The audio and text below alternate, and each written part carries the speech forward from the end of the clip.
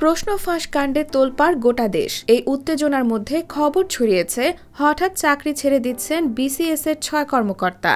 জানা গেছে তারা শিক্ষা ক্যাডারের কর্মকর্তা ছিলেন।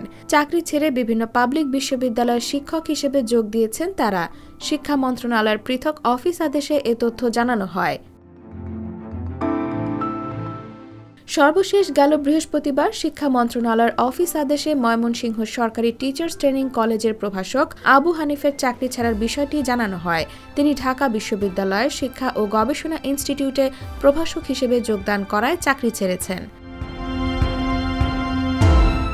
এর আগে ১০ জুলাই শিক্ষা মন্ত্রণালয়ের আলাদা ৩টি অফিস আদেশে ৪ কর্মকর্তার চাকরি ছাড়ার বিষয়টি জানানো হয়। তারা হলেন বরিশাল সরকারি ব্রজমোহন কলেজের সহকারী অধ্যাপক শিশির চন্দ্র পাইক, গোপালগঞ্জ টুঙ্গিপাড়া সরকারি শেখ মুজিবুর রহমান কলেজের প্রভাষক খুরশিদ আলম, সাতক্ষীরা সরকারি কলেজের প্রভাষক ইদ্রিস আলী ও রাজবাড়ী কলেজের প্রভাষক প্রিয়াঙ্কা সাহা।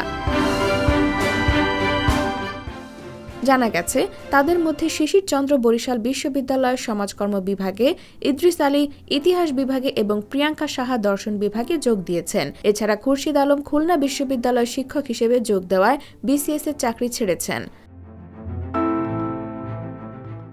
এর আগে গেল ৩ জুলাই শিক্ষা মন্ত্রণালয়ের আরেক অফিস আদেশে নারায়ণগঞ্জ সরকারি মহিলা কলেজের প্রভাষক মনিরুল ইসলামের চাকরি ছাড়ার বিষয়টি জানানো হয়। তিনিও বরিশাল বিশ্ববিদ্যালয়ের সমাজকর্ম বিভাগে যোগ দেন। তবে শোনা যাচ্ছে তারা এখনো চাকরি ছাড়েননি, আবেদন করেছেন। IBTV USA, new York.